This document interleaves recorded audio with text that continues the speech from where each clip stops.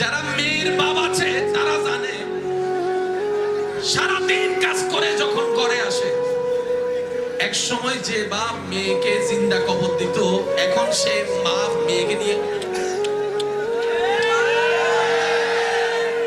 যার সামনে কেউ দাঁড়ায় কথা বলতে পারে না, ওই মেয়ে যখন বাপের দাড়ি ধরে টানে,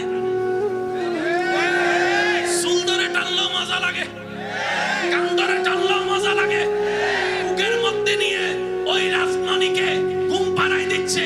মেয়ের বাপ মেয়ের মা বলে আমার অত এত আদর করো না, মেয়েকে যেমন আদর করো।